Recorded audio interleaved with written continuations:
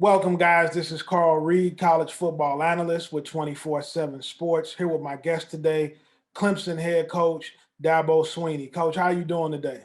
I'm good. Good to be with you, Coach.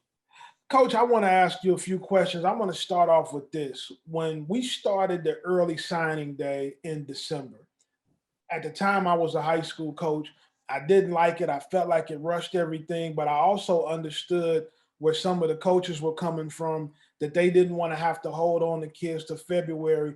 But I think that that has contributed to a lot of the early firings and kind of where we at with some places in college football. How have you felt like going into now a few years into the early signing period? How have you felt like that's affected the game? Yeah, well, I mean, there's been pros and cons, just like anything. I mean, for me personally, uh, I've always been for an early signing period. I think that we're the only sport in college athletics that didn't have an early signing period. And I think that having the one signing period, it created a lot of issues for kids and coaches that I didn't think was healthy for the game, and I felt like an early signing period would help with that. For me personally, I wish it was earlier. I wish that they had a signing period of say August 1 or August 15th, and then they have one in February. And I actually proposed that to our ACC coaches and tried to just never could get some traction. That was several years before the December signing period ultimately came about. But what I had proposed was an August signing period for a couple of reasons. One, it's a win-win for everybody in that I feel like it would slow recruiting down. I've always been trying to slow recruiting down, and I feel like if you follow Clemson and all, and you know kind of how we do things, it's rare that we offer a freshman and sophomore. It's rare. I mean, I have to, I offered Deshaun Watson early, but he'd been here. He'd been in camp. I knew him. I offered Trevor his sophomore year after we had a chance to get to know each other. I've always valued our offer. I want it to mean something. I want to be able to take a commitment when we make an offer. That's how we've always gone about it here. And I just think there's a lot of schools that make a lot of offers, but if a kid tries to commit, they'll say, well, it's not a committable offer. And I've never understood that. And so I always felt like if we moved it to August, it would protect the kids. Number one, I feel like it would slow it down because now some of these coaches making these offers, these kids are going to want to sign in August. And so because what has happened, even with it moving to December, you have a lot of guys out there. We all know the stories where these kids are committed. They've been committed and they're getting ready. They want to sign in December. Well, a new coach comes in or, the current coach and them, they just decide that they got somebody better. And they tell that kid that, hey, sorry, you got to go somewhere else at the 11th hour, or you got a gray shirt or whatever it is. And I think this would cut that out. I think if you put it in August, I really think that schools would be a little more serious about making an offer. All right. And I think because there's a lot of kids that know what they want to do. Like they know what they want to do. And for them to have to wait, it just creates more pressure on them. They got to deal with stuff. So I think it would protect the kids, number one, because they would be signed. And not a situation where they fire the coach and the new coach comes in and this kid had been committed and that new coach now doesn't want that guy and he's got to go find a new home. So I think it would protect the kids from injury because they would be signed. All right. I think it would slow the offer process down. I think that it would also protect coaches, as you just said, because I think what you do in that situation, because you can't just have these kids sign in August and then all of a sudden the coaches pack up and leave or they get fired or whatever. So I think the kids have to be protected. You have an early signing period for all those kids that want to get it over with. They know what they want to do. They're ready to go focus on their senior year.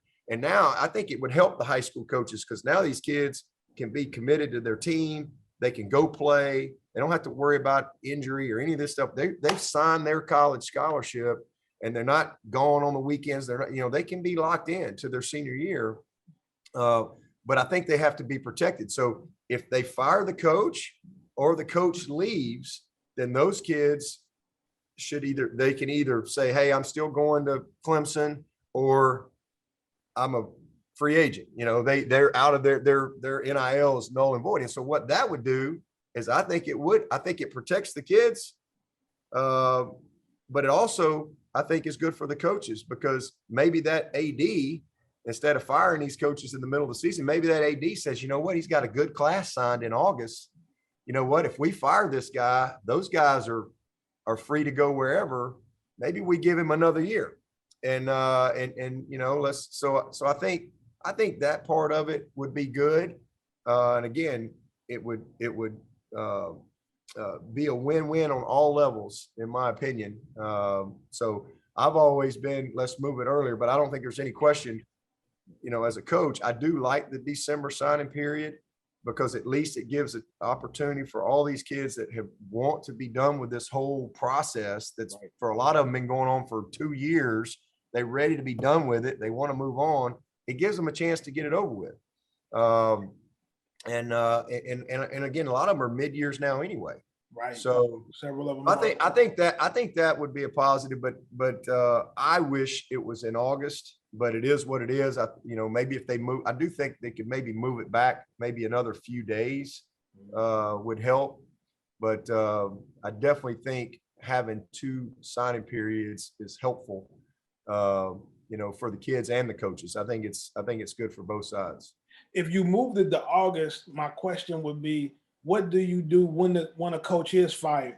Is that going to increase the amount of kids going into the transfer portal? We've talked about the portal a lot, and that's kind of when, I mean, we're approaching 3,000 kids in it now. So if you're signing the kid in August and then the coach does turn around and get fired, what happens with that class? Because some guys still do get pushed out in certain situations. Yeah. So I think if those guys that sign in August, if they fire the coach, then those kids are free to sign with somebody else, you know, because you have to. And so again, I think it's a win, because those kids are signed. All right. And then maybe it puts pressure on the AD to not fire the coach. Maybe, you know, because you got a lot. I mean, you've never seen this many coaches getting fired in the middle of the season, but the reason they're doing that is because they know they got that December signing period. So if you had it in August, I think it would slow down that process from an administrative level and say, you know what, hey, this guy's got a good class coming in here. They're committed to this coach. I mean, maybe we're having a bad year, but let's give it another year here. But no question, if the coach or if the coach leaves, not just fired, let's just say the coach packs up and leaves after the season. Same thing. Those kids that sign, they should have the opportunity to not go there or sign somewhere else. So I think it protects those players from that standpoint. And, you know, but as far as the portal goes, yeah, I mean, that's a whole nother topic. I mean, that's not going away, and there's 3,000 kids in there, and most of them aren't going to have a home, you know, or they're going to have to go down a level or two because there's just not enough scholarships. You know, Coach, why don't guys understand that? Why, like when we've talked about this before in private, but from a standpoint of the transfer portal, what are you saying to guys who come to you thinking about getting into the portal? What are you saying to what advice do you have for the guys? Because every day I see kids jumping in the portal and they're not even having an opportunity to move on because there isn't enough spots. What's your thought on the portal, and how could we potentially slow that down as well? Yeah, well, first of all, I think the portal's good. I think from the aspect of kids being able to go somewhere, you know, else, you know, I think that's good. I just think there should be some parameters because, you know, there's just a lot that the combination of the portal, the NIL, tampering, you know, we've created this environment in college football that's not healthy, you know, and any adult that's really involved in it knows that. Very few people will say that because they're worried about getting criticized or somebody's going to write a bad article about them, but it's just not healthy. It's not healthy for the young people, first of all. It's not healthy for just the whole situation that's going on. because there is a lot of tampering. And there's no consequences right now. We've created an environment where there's no barriers. There's really no reason for do I really want to, okay, do this? No reason for pause. And when there's no consequences, there's no conscience. And what's going on is you've got a lot of young people that are making decisions for the wrong reasons. And it's, young people by nature are not fully developed people from a maturity standpoint, emotional standpoint, big picture, whatever it is. And so I think it's good that kids have the freedom to go. I just think there should be some parameters to create some pause, and to more importantly, stop the tampering that's going on, because there's a lot of adults out there that are manipulating kids. And I think, when this is your livelihood, there's one thing that I know: mental health in college football, in college athletics, is a very understated thing. Most people really have no idea the mental health challenges that are going on in this world today. And you have a lot of young people whose identity is completely wrapped up in football. And that's not healthy, especially in our game. Our game has a very short shelf life. If you're playing football at 26, 27, you're old.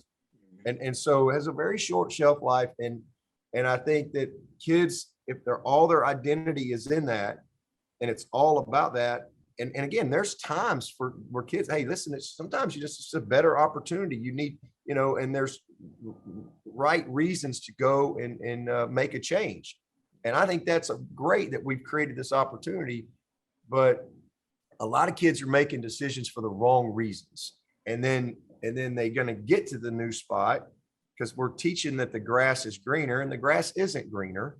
And so, you're going to have a lot of young people who I think are going to I think graduation rates are going to go down, and I think the mental health aspect is going to go up.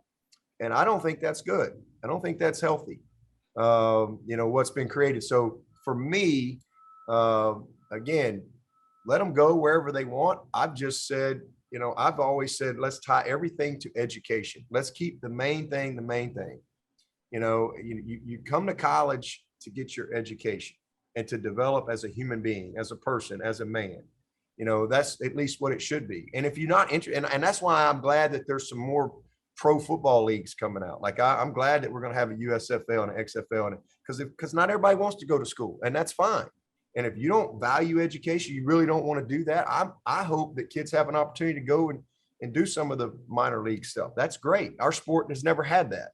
But I think if you go to college, man, we have to do a good job of keeping the main thing, and really 98% aren't going to play in the pros. So why would we not incentivize education and graduation and equipping, men with tools for the rest of their life, not just for a few years? And so I wish there was some type of guardrails in there. I love like to me, you come here to get your degree. I've always said, hey, you graduate, hey man, listen, that you don't owe me a fourth year. You don't owe me a fifth year. You don't, listen, I've had kids that have gotten their degrees in 2.5 years, 3 years and transferred, and good for them. That's great. They've created that opportunity in their life. If a freshman can show up, and because all of a sudden they get here and they're freshmen and they realize it's hard and they're third team, and they look up and they go, oh my gosh, I got this senior and this junior and it's going to be tough. And next thing you know, little Susie's whispering in the ear over here, and it's this and that, and they buy this lie, and then they get there, and guess what? The mirror traveled with them, because it's the man in the mirror. And next thing you know, it's just they making decisions for the wrong reasons because they're young people and they want everything today or yesterday. And football doesn't work that way. It never has. It never will. This is a developmental game. Our game is very different than basketball. It's very different than baseball. This is truly a developmental game. And so, I get criticized, but it is what it is. I've been doing this for a long time. I feel like I've got a PhD in 18 to 22-year-olds. First of all, I've been one. I've raised 3 of them, and for 30 years, I've been living with them, on a daily. So I have a very good perspective. And so for me, I don't want to penalize kids at all. I think if you're a graduate, you should be able to go whenever you want.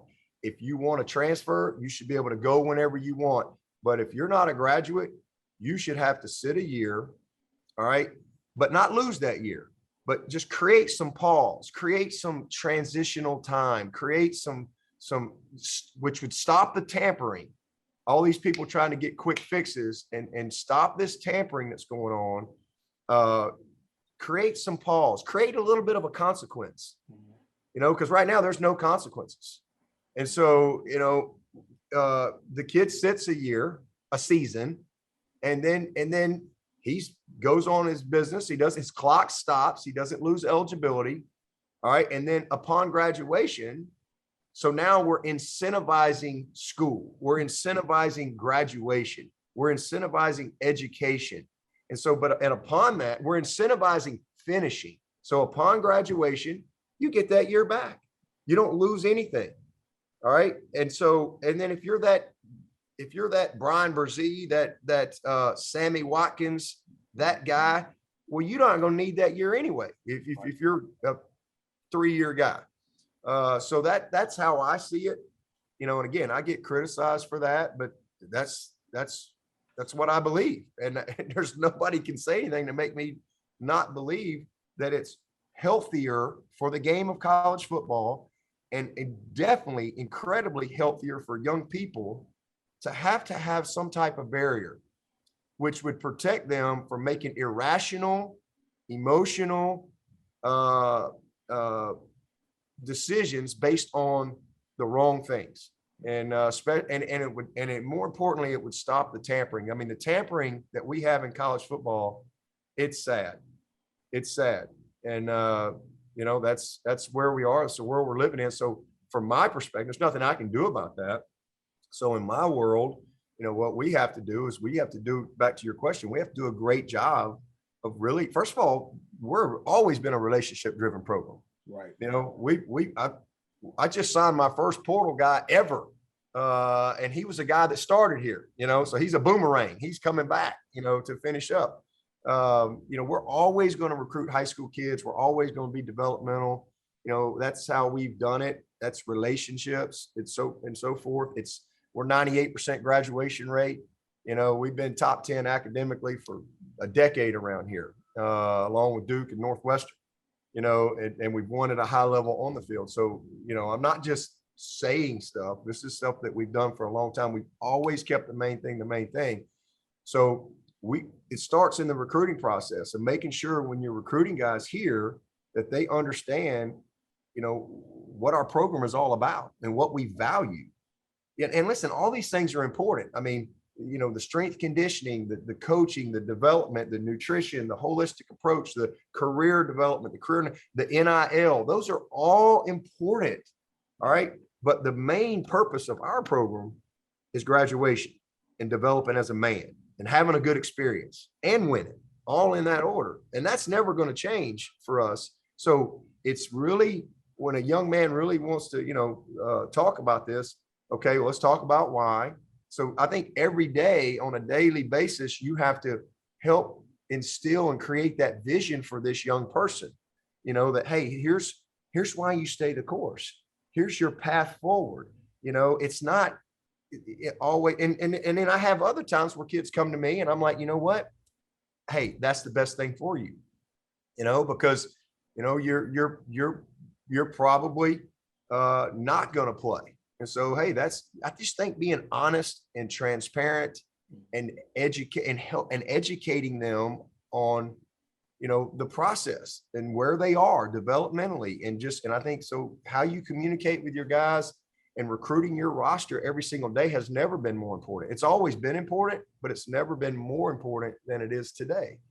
So, I just try to make sure that when a kid's making that decision that he's, let's talk about why, what's your plan?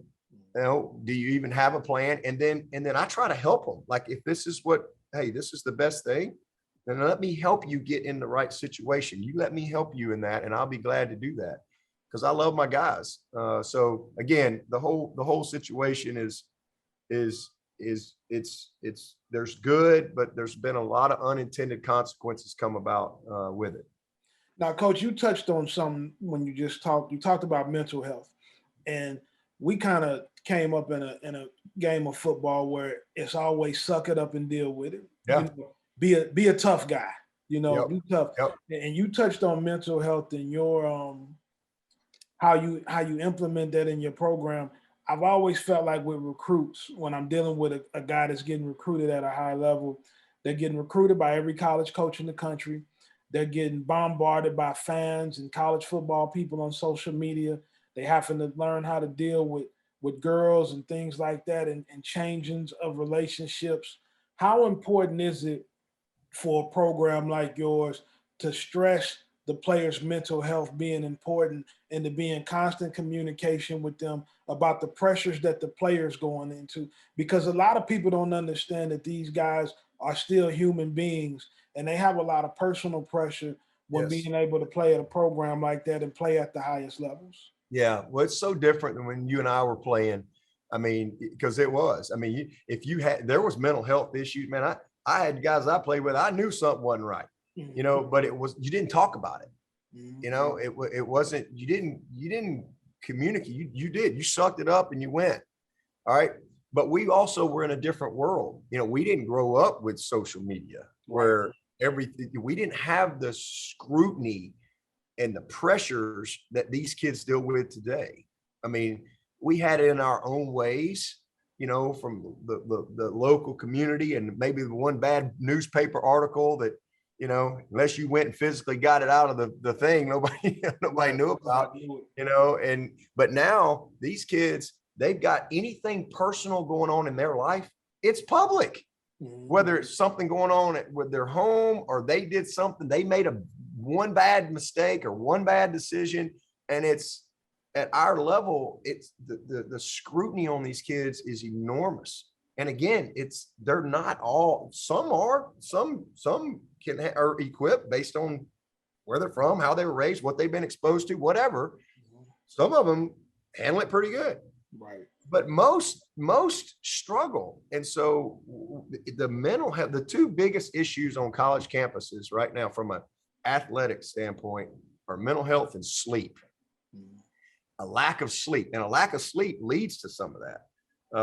You know, depression, all that stuff.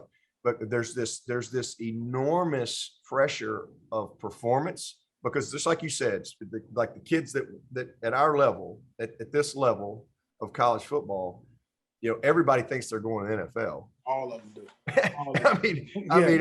I mean, I thought I was going to the NFL. Everybody thinks just because I played at Alabama, well, I'm supposed to be able to go to the NFL. Everybody thinks they're going to the NFL. All right. Their parents think they're going to the NFL, you know, on and on and on. And so then all of a sudden life happens. All right. 1.7% of college players play in the NFL. Now that's data. That's a fact. And so, you know, I try to use that as an advantage. I try to teach them like, listen, we know this. Okay. So if that's a goal of yours, great. And I want you to strive for that and dream for that. And you need to understand that everything is an edge towards that, whether it's your sleep, it's your nutrition, it's your strength conditioning. It's what you're doing when nobody's watching. It's how you live on the weekends. It's your lifestyle. It's what you allow in between your mind. Everything counts. And the good thing for us is 80% of the kids that have gotten a shot from Clemson, either through the draft or free agent, have made it in the NFL. And I really think a lot of that, yeah, they're good players, but it's the process that they've been through here at Clemson that he's equipped them to, you know, I mean, we got guys like Adam Humphries that makes $9 million a year. That was a tryout free agent, right, all the way to, you know, the first pick in a guy like Trevor Lawrence. You know, lots of number one guys. We've had guys, Sammy, on and on and on. But 80% of our guys have made it. And so I try to, like, we know 1.7% of college players, but if you will buy into the way we do things here and help and let everything be an edge for you, because everything has to be an edge, what you eat, et cetera, how you train, how you learn to study tape, your practice habits, how you think, all those things, then we can help maximize. And maybe here at Clemson, that 1.7% becomes a lot higher percentage. But the reality still is 98% of college players don't play in the NFL. So what our program is set up on is what's best for the 30-year-old version of you. How do we help you? Because you know this, I know this. In fact, I just had a young man in my office this morning who's not going to be able to play football anymore. It's a devastating thing. The guy loves the game, but the game in football, it either ends, you either aren't good enough anymore and there's no team for you to play on. You still want to play, but you're still healthy, you still can play, but you're like me, there's just nobody willing to, there ain't nowhere to play, and I'm out of eligibility. I'd have played a 6th year and a 7th year at Alabama if they'd have let me, but there was nowhere else to play. All right. So it either ends that way or it ends with injury. All right. There's very few people that get to end football on their own terms. Very few people. But we know the game is going to end at a young age. It's a very short shelf life. So what we try to structure in our program is let's have a program and let's help them transition from football before they ever have to transition from football. And if we can create that, then it frees them up to go play. Like they can just go play and know that, you know what, I'm a great man. I'm an equipped great man. I just happen to be a good football player. Right. And it can free them up. So many kids are just burdened. And that's what leads to the mental health issues. They're burdened with performance. And then when reality sets in, maybe, and they're not going to be that guy, and their whole identity is wrapped up in that, then they don't know what to do. And they think that they have no worth. They think that they don't, and that is so wrong. And that's what we've tried to do for 13 years here in our program, is to change that mindset and to free our guys up, like to know, hey, no, listen, you're going to be unbelievably successful for the rest of your life. Football is a very short life. So look, man, we're going to grow as a man. We're going to develop our career skills. We're going to network. We're going to build these relationships. We're going to expose you to all these things holistically. Oh, and by the way, all the football stuff, and what happens is when these kids figure that out, you'd be surprised at how it impacts their play on the field. Right. Because again, it takes this burden. And so, I think that's one of the reasons why we've had so many guys, free agents, even, that have made it. At the highest level, because they're just good men. When they walk out of here, they're graduates, they're good people, they're equipped with those tools that we talk about, and then they carry that with them, and they have a good perspective, because most of these kids coming in, their perspective is a one-track deal, and that's not healthy.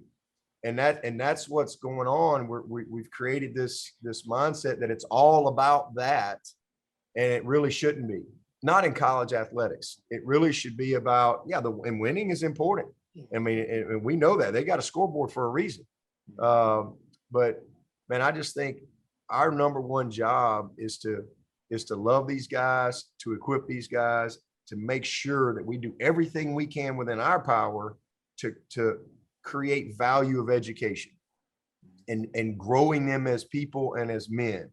And if we can keep that focus and help them buy into that, the football is going to take care of itself. It always does. And again, so the mental health is a real issue in all of athletics in today's world. Because again, they drop a pass. Well, maybe somebody's mad at the barbershop when you and I were playing, or somebody in the mall looks at you kind of funny, or maybe there was a headline, whatever. But man, you drop a pass, you miss a tackle. You're the 5-star recruit, and you're not starting the day you got to your college. Well, all of a sudden, you just have this enormous amount of people on social media and criticism and judgment. And man, these are young people. Again, they can do these amazing things athletically, and a lot of them look like grown men, but they're just young kids. They're kids. And it just, all of a sudden, the walls just close in on them. And then you have people who have bad agendas and their own personal agendas or whatever it is. and they start getting in their heads and this and that. And it leads to a lot of sad situations. So it's incredibly important to me. Like we have a performance psychologist here, on staff. He's with our guys every week. And we started that, man, 13 years ago when I got the job. That's one of the things I said to my AD. I said, I really want to get a mental guy, a mental performance coach. I said, because wouldn't we agree that the games that I don't know what it is. Wouldn't you say it's at least 50% mental? Yes, I would say it's more. I would say it's probably 70+% mental. Not just the game, but everything you have to manage that comes with the game also. Yeah. So why wouldn't we put resources toward that? And so we spend a lot of time on the mental health aspect of our players. I spend a lot of time, talking about, just life and those type of things, because I know the football is going to take care of itself, and really kind of de-emphasizing and helping them kind of change their perspective as they go through these are very formative years, 18 to 21, 22, man, you change a lot. You don't even know. We all thought we knew everything at 18. We thought we had it figured out. And then you get 24 and you go, holy cow, I was stupid. I didn't know anything. And here's one of two things happen for all of us when we get 30, all of us, especially if you've been a part of this game. One of two things are going to happen. We're going to look back and we're going to look at our coaches and the people and the environment we were in and we're going to, when we're 30 and we're wired differently, life has happened, and we're going to look back and we're going to be very thankful for the people that were in our lives, very thankful for the lessons, the tough ones, the good ones that we went through or whatever. And you're going to look back and say, man, those people had really good intentions for me. Or you're going to look back and you're going to say, man, they knew I wasn't going to class. They knew I was, failing drug tests. They knew I wasn't doing what, but they just all about me winning for them on the field. And so our whole program is built on one philosophy, and that is let's serve their heart, not their talent.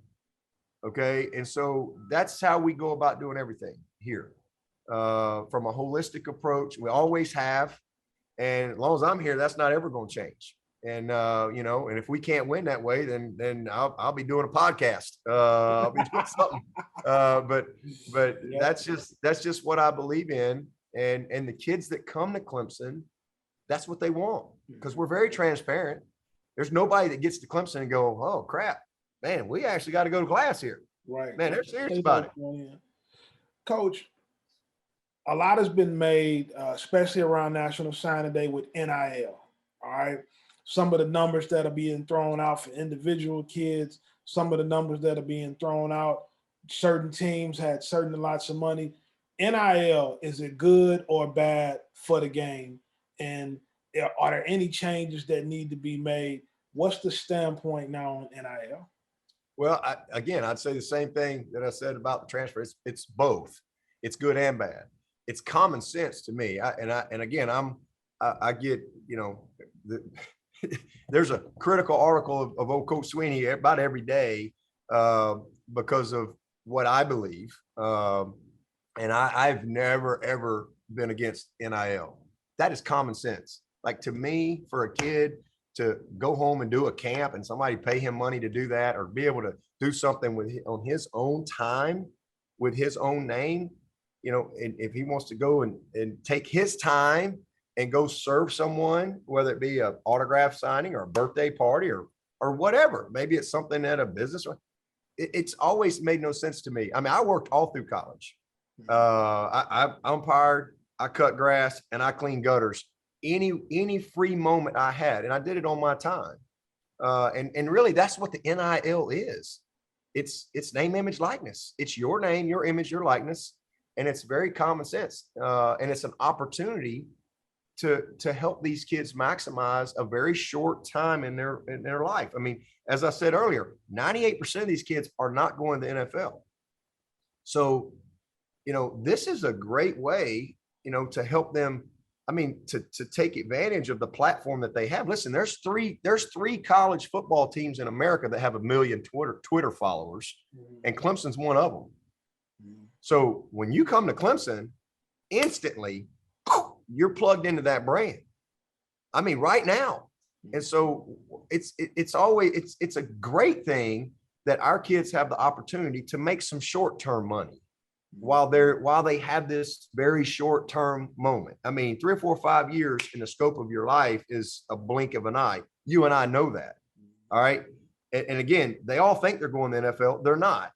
So to be able to have a situation where, okay, maybe they could make a little money off their name, image, likes, that's a good thing. That is an awesome thing. The caveat or the key is, as adults, as coaches, to make sure that we help them navigate the process, and to make sure that we now, again, you have all these, the purpose of our program. I told you the purpose of our program. Well, this is one more spoke in the wheel, if you will, strength conditioning, offense, defense, special teams, nutrition, applied science, academic support, NIL. It's just another thing that we have to make sure we pour resources in to help them be successful in that area. So from tax education to financial literacy, because if you're talking about 18-year-olds, I mean, and yeah, I know everybody could go get a job and all that, but these kids have been playing ball. They're not fully equipped yet to walk in and say, okay, if we don't help them manage this. And so making sure, so like, for example, like us, we recognize we're building a facility. We're building a facility of its own. It starts construction next week and be ready September 1. We're calling it the CAB. It's the Clemson Athlete Branding Institute.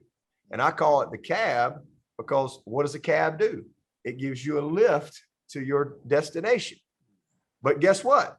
You got to pay the toll, right? Like, you got to put the work in. It's not a free ride, right? So everything you do, if you want to participate in name, image, and likeness, well, you can't just plug into the Clemson brand and think that it just happened. Like, okay, who you are as a man, your own personal brand, how you handle, all these things are important. And so trying to teach them how to maximize their own brand and take advantage of this massive Clemson brand. Again, 3 college football programs, 130 teams have 1 million Twitter followers, and we're one of them. So as soon as you come to Clemson, you're married to that. So how do we help you navigate that? How do we help you, take advantage of that? So all of that is good. There's a process, and there's rules, there's laws. And so making sure that everybody's in, because you have to be transparent. There's things you have to disclose and all those things. And then there's taxes. There's a lot of stuff. So I think that is really, really good. What I am against is professionalizing college athletics. And everybody always takes that and they get that sound bite, and man, they can't wait to go and write some article hammering Coach Swinney. But I am against professionalizing college athletics. And again, I go back to, that's why I'm glad that we have some leagues coming, that if kids don't want education, if they don't want that process, then they can go do that. And there'll be some crashes in that area as well. Right. But we're the only sport that doesn't have a minor league. But I think if you go to college, man, you are committed to growing as a young person, developing, as a student and an athlete. And we are responsible to provide you all those resources to maximize this very important formative time of your life. So again, the NIL is good, but now the bad part is there's unintended, everything good, there's always some unintended consequences that come with it. Yeah. And so I think that right now it's the wild, wild west. There's no barriers. There's no uniformity. It's being used in a way that it wasn't designed to be used for. And so, I don't think that's good, because now you're going to have kids making decisions, young people making decisions simply because of money. And I'll be honest with you. I mean, we're going to be as good in the NIL as there is in the country. There ain't nobody going to be better in Clemson. But I hope no one ever comes to Clemson simply because of the NIL. Right. I hope that can be a part. I want them to come here because of the people, the program, this university, the what they're going to be exposed to within our program, and how they're going to be developed as young people, the education, all those things. Oh, and by the way, man, I can really maximize this NIL opportunity as well. But I don't want to ever lead with that.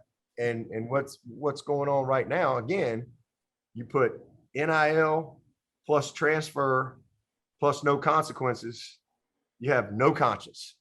And plus young people, it's just not a very healthy, and I don't think it's a sustainable situation in college athletics, because there's absolutely no rules, no uniformity. And so, there's going to have to be, it'll settle out, and I'm not worried about other places or any of that stuff. I got one worry or one focus, and that's Clemson. And the purpose of our program and helping our kids maximize everything that's available to them. And we're going to do that. And we always have, we always will. But from a big picture standpoint, I can see some type of, uniformity coming along, because again, it might be 3 or 4 or 5 years from now, but there's going to be some kids with some bad stories, Right. that are going to be 25-year-olds. Yeah. And they're going to live this experience, and they're going to make some decisions for the wrong reasons, and they're going to lose their focus. And the focus is going to become short-term money instead of the long-term value of education, development, relationships, career networking, all those things, being connected to something. I think you're going to see kids at 1, 2, 3, 4 schools, and then they're not going to be connected to anything. And then it's, they're not going to have that network. So I think there's a lot of good common sense stuff, but there's some unintended consequences that I think are going to have to be addressed at some point down the road. Coach, the last thing I'm gonna ask you before we get out of here, I always see things when I'm on social media, when I'm reading about college football, that kids don't want to compete anymore, that people don't have competitive greatness anymore. And a program like yours, where you consistently bringing in top tier guys, you've had Trevor Lawrence and Deshaun Watson. We've talked about that here. You had DJ start at quarterback last year, and then you get a kid come in this year like Cade Klubnik from Texas. Both all great players. What are you saying to your guys about competition, and what kind of mindset do guys need to have when they go into a situation where there is a lot of great players and nothing is going to be handed to you, and you really have to go in there and compete for your job, for your playing time?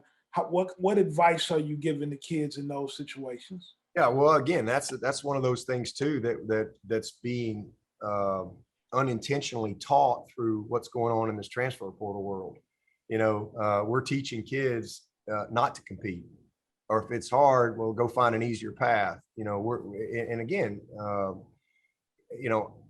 Everything if you don't learn to compete now, and you really have dreams of playing at the next level, you think the competition ain't going to be great there.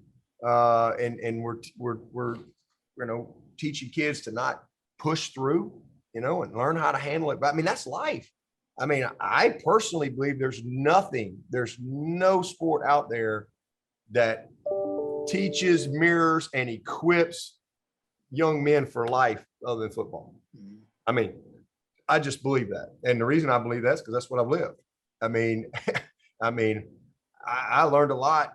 I've got 2 degrees, but man, that education I got in between the lines on the football field, in the locker room, on the buses, in the weight room, in the summers, man, those are the things that I stand on. Work ethic, commitment, dedication, toughness, perseverance, stick-to-itiveness.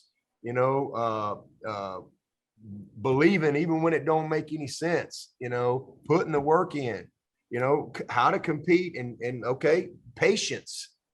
Sometimes you got to have a little patience, vision. To me, football creates and cultivates all of those tools that serve us so well in life. And, for me, I can just tell you, man, we got I'm going to be on the field with them here in a little while. Man, we got a team full of competitors.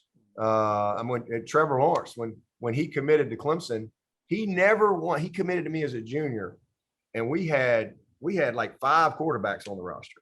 He never once asked me about a single play, another quarterback on our roster. He never asked me, like, how do I fit in? Like, what? He just said, I want to come to Clemson. That's where I'm coming. And it was over. It was done. And never another discussion. He didn't care. Deshaun Watson was the same way. Deshaun Watson came in here. He didn't care. The great competitors, they're not worried about that stuff. They're going to come in, they're going to put their head down, they're going to go to work. And we have a very competitive environment. And we've had 11 10-win seasons in a row. There's only 3 teams in the history of football that have done that.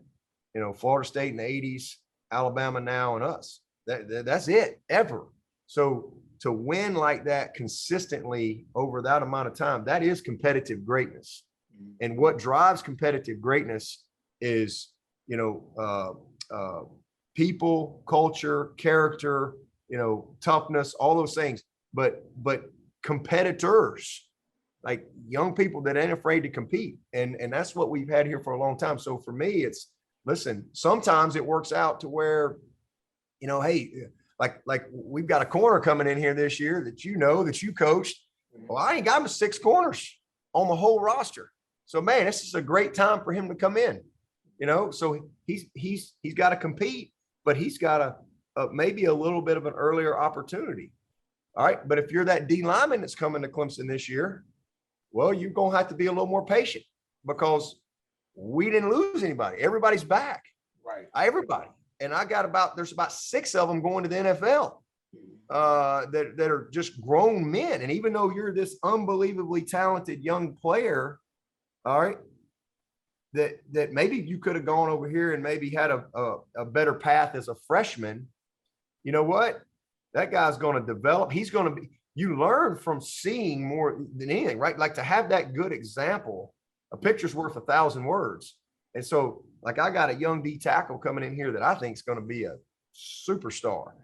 But guess what? He's going to have to be patient for a year because you got Tyler Davis and Brian Brzee and Rook and E.T. and Trey. He's going to have to be patient. 3 or 4 of them are going to be gone and his opportunity's coming. But man, the lessons he's going to learn and the competitiveness that he's going to be around, that's how you take your game to another level. It's to be challenged. We don't grow unless we're challenged, right? If there's no challenge, there's no change. I mean, I can go down to the weight room every day and I can throw up 135 as many times as I want. I can knock that out. But if I don't challenge myself, I'm not going to grow. I'm not going to get stronger. I'm not going to develop. And so I always tell guys, if you're looking for an easier path, you probably shouldn't come here because if you come here, you're going to be challenged to compete every single day. Every single day that you wake up and the good Lord gives you a day at Clemson, you're going to have to compete in the weight room, at practice, in the locker room, academically. And so it's a culture of competition in everything we do. But that's what drives greatness. That's what drives greatness. So if you think about our game, we're not baseball, we're not basketball. There's 365 days in a year, right? Yeah. Okay, so if we go to the national championship, which we've done, that's 15 days of the year in our game. So that means that's 350 days. You know what you got? All you got is you and your teammates. It's not like we're going to go scrimmage other people. It's not like we're going, we don't get a preseason 4 games. We don't get all that. We're the only level of football that gets we don't get anything. All we have is each other in our world right here, our weight room, our practice field. And so one of the reasons that 80% of the guys that have gotten a shot at the NFL, free agent or draft, one of the reasons 80% of them have, I'm second in draft picks, I'm second in first round picks since I've been the head coach. And a big reason for that is because of how we practice every day. and who we practice against, because that's all we got. The reason we've been able to beat Alabama in 2 out of 3 national championships, and we've never had a #1 recruiting class, we've never come close, is how we practice. And so you only got 15 days. So you got 350 days to work against each other, all right, to get ready for those days. And I think very few schools have that.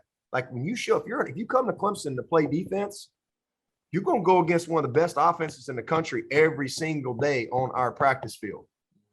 Like if you're Toriano and you're going to show up at practice, like you're going to show up and you're going against, you just saw T. Higgins. Yeah. In the Super Bowl. Yeah. You've seen Renfro. You've seen Mike Williams. You've seen DeAndre Hopkins. I mean, it goes on. Sammy, what are you going on and on? That's what you're going to practice against every day. Oh, if you're an offensive lineman coming to Clemson, you're going to show up and you're going to go against them freaks up front. Well, guess what? That's how you get better. So don't run from that. Run to it. Embrace that competition. That's how you grow. That's how you prepare yourself. And so when we get to those big games, we're not overwhelmed. We're not overwhelmed, and we never have been. And when our kids get to the NFL, they're not overwhelmed. They know how to compete. They know what it looks like. And more importantly, here's the thing. They're great teammates because they've had to be selfless. Right. They've had to be selfless. Like, for example, this year at defensive end alone, okay, I got 4 seniors, 4 guys, Miles Murphy, KJ Henry, Maskell, and Xavier Thomas. All 4 of them are getting drafted pretty high next year in next year's draft. All 4 of them. Well, guess what? Only 2 can run out there first. Yeah. You know, but guess what? When you go to the NFL, it's going to be the exact same. And so being able to squeeze everything you can out of your talent, out of your preparation process for your future is important when you go to college. And again, that's why we've been successful. Because, man, the great competitors haven't been afraid of that. Christian Wilkins, when he came in here as a freshman, hey, we had juniors and seniors here. Right. He came here, he wasn't afraid of that. He came in here and went to work, and he graduated in 3.5 years with a master's degree. Whoa. And went first round. Okay. And started as a rookie and won the academic Heisman in college football. He came in here and competed in every area, and that's who we've been forever. You know, we've never been a transactional program here. We've always been very relational, but there's a competitive spirit that has led to our competitive consistency. That's rare. You know, we haven't won the league every year, but we've won it 7 out of the last 11. Right. You know, we've had 11, 10-win seasons in a row. If that was easy, there'd be a lot more than 2 teams that could say they've done that. We've had 10 top 15 finishes in a row. And there's only 3 teams. There's only 3 teams that have had 10 top 25 finishes in a row.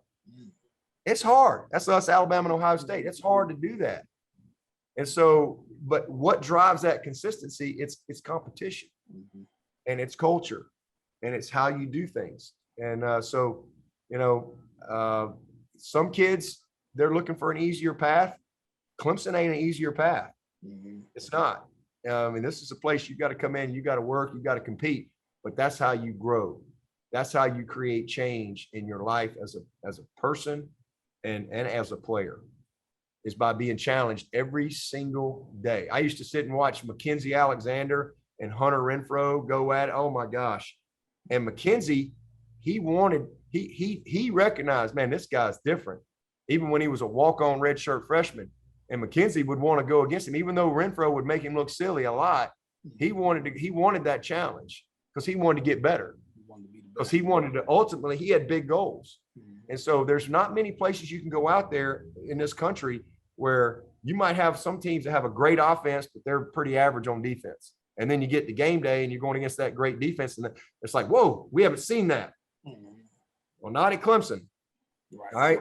This is a place where you're going to get challenged every single day on that practice field. And that's the secret sauce. Because you only get to play at most 15 days out of the year. You get to play the game. The rest of the time you're practicing. The rest of the time you're preparing. And so who you're practicing against, who you're preparing with, the culture you're a part of, that is really where the emphasis should be. Well, Coach, I appreciate you coming on with us today. It was great having you. And I Yeah, know you're man. going to be in there with those kids in a minute, man. And we're expecting great things out of you guys this season. I appreciate it. And good to be with you. I appreciate all that you do too.